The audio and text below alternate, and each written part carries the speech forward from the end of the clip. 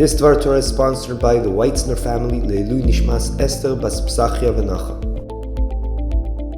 Welcome to Prism of Torah with Rebbe Saf Aaron Prisman, engaging Divrei Torah, packed with stories and practical insights. Find us wherever you get your podcasts or at prismoftorah.org.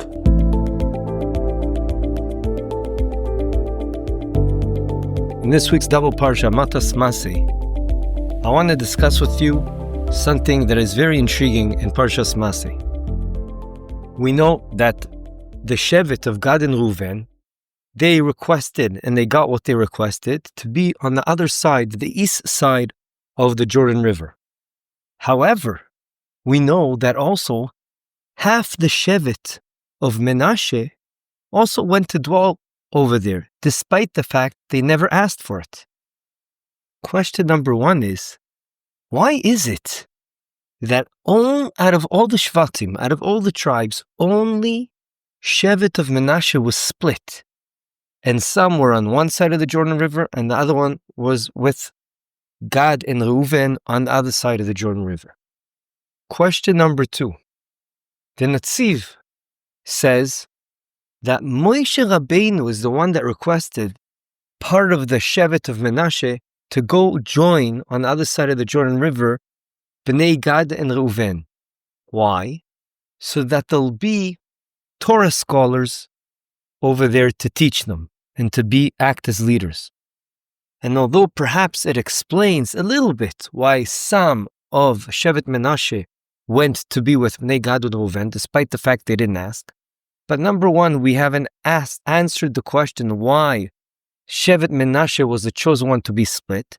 And what's more alarming is that if the reason to have part of a Shevet to go the other side to be with Bnei Gad and Reuven, to teach them Torah and to be leaders, that would, on paper, theoretically, be way more fitting for the Shevet that's known for Torah learning, which is Yissachar.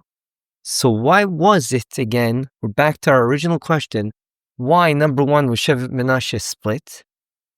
Which is, I guess, part of the same question. Why were they the ones chosen to send representatives to teach Torah to Bnei Gad and Reuven? The Chizkuni quotes a Midrash Rabbah, a fascinating Midrash Rabbah, that says, we all know the episode when Yosef asked his son Menashe to hide the silver cup, the silver bekesha, in Binyamin's bag. And when Menashe sent people to run and ran after all the brothers, and they found that a silver cup was stolen, or pretended to be stolen, because Menashe hid it in Binyamin's bag, and they found it in Binyamin's bag, all the brothers were in such pain that they tore their clothes. Kar'u simlotam. And the Midrash says, you know why they deserved that? You know why that happened to them? Because they caused someone else to tear his clothes. Who was that? Their father, Yaakov. When they pretended that their son, Yosef, that his son, that Yaakov's son, their brother, Yosef, they pretended he was killed by an animal, and they put some blood on his coat, and they showed it to Yaakov. So he thought an animal ate him up, and hence he was mourning and he tore his clothes. However, the Midrash doesn't end there. The Midrash goes on to say that many years later, 250 years later, the tribe of Menashe, Shevet Menashe, was also split into two. Half of them were on one side of the Jordan River, inherited half of the Jordan River, one side, a piece of land in one side of the Jordan River, and the other half of Shevet Menashe inherited a piece of land on the other side of the Jordan River.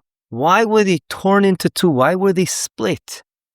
Because Menashe, 250 years before that, was the one that caused the brothers to rip their clothes. And although we see an unbelievable phenomenon over here, which is called midah keneged midah, that HaKadosh Baruch Hu runs the world measure for measure.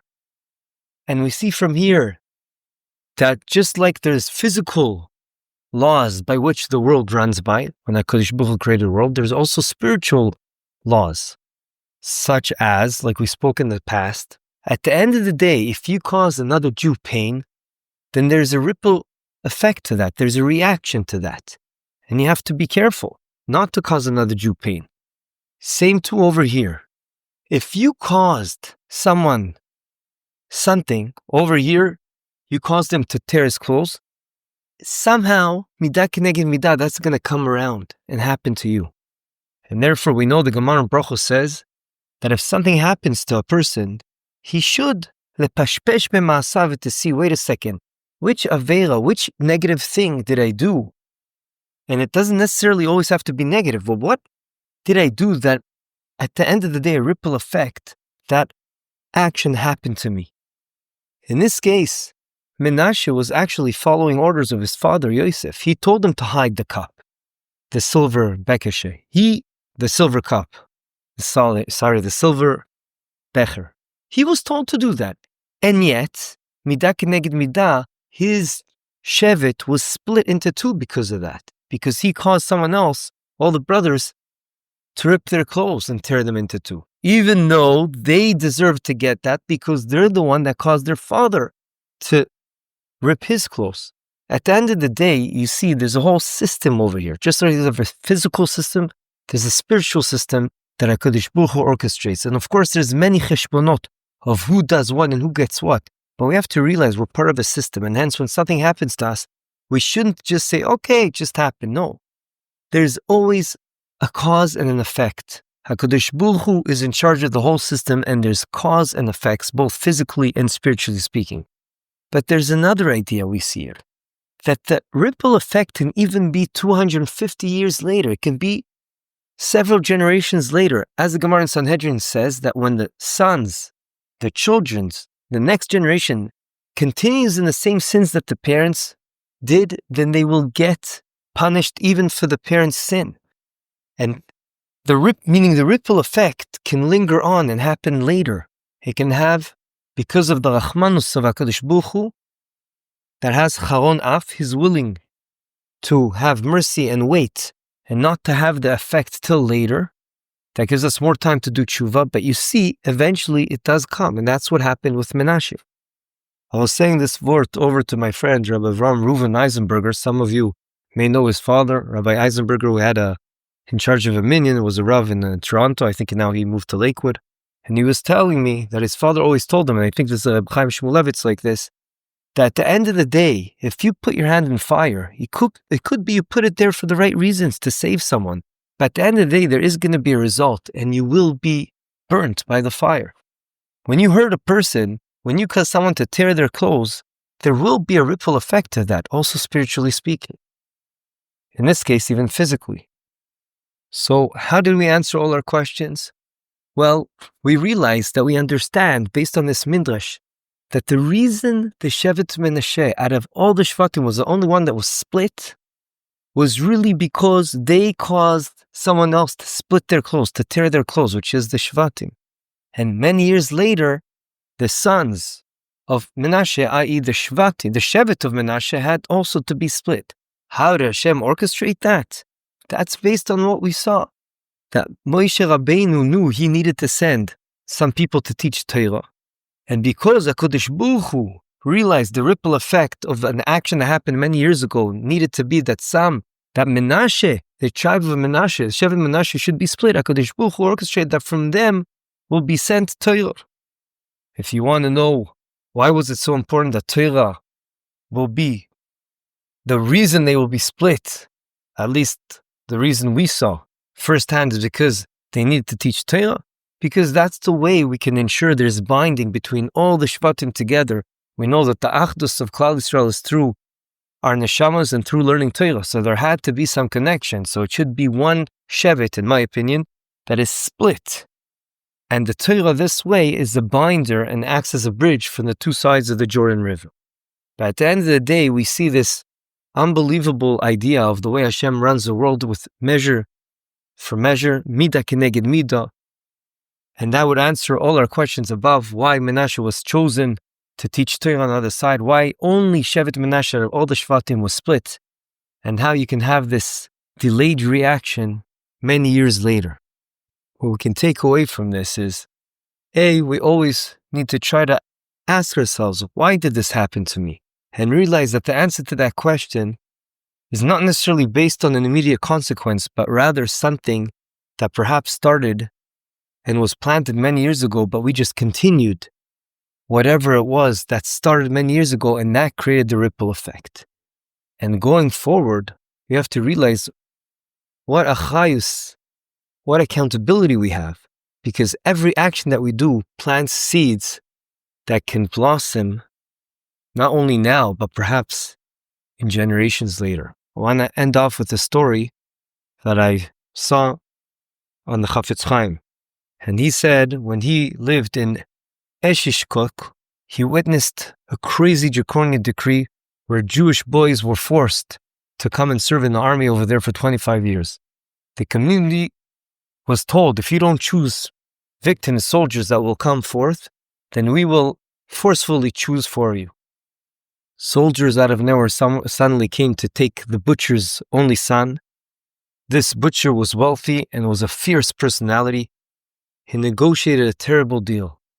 He realized that they would free his son, not only if he gives a lot of money, but also if he provided a replacement. And hence, he did the unthinkable. The butcher stormed into the local base Midrash and just snapped and snatched a young Bachur learning Torah and gave him instead to the authorities. The community was horrified, but powerless. Years passed, Nutzaros came around, and people forgot about this incident, but not the Chafetz Chaim. Several years later, the butcher's son was now growing to be the right-hand man of the butcher, helping the business so that in the near future he can take over. And he traveled through swamps to bring cattle and calves. A rare mosquito carrying the black boils disease bit him, and no one dared to approach and help him out with this contagious disease. Not Hatzalah, not the Chevre Kadisha. Only the father eventually came, and the son was already passed away. Only the father was willing to risk his own life and take his son and bury him himself. The Chafetz Chaim said quietly that he thought to himself, this person thought he could trade his son for another, but the judge of all judges keeps perfect accounts. Midah keneged midah. Yeh ratzon that will live life realizing that everything is accountable for, and we should take ownership on every action we take, and by doing that, think not only of ourselves, but about the future generations and about all our fellow Jews, and through that we'll be mekarev Mashiach b'mira v'yameinu amen v'amen. This concludes another episode of The Prism of Torah. Thank you for tuning in today. We hope you enjoyed it and learned something valuable. If you did, please subscribe to the podcast and give a 5-star rating. You can also find this podcast wherever you get your podcasts, or our own website, prismoftorah.com, where we have a full archive of all our past episodes. We would like to thank Yona Vefa for the recording equipment and Eli Podcast Productions for handling all our post-podcast productions. Join us next week for another enlightening conversation on The Prism of Torah.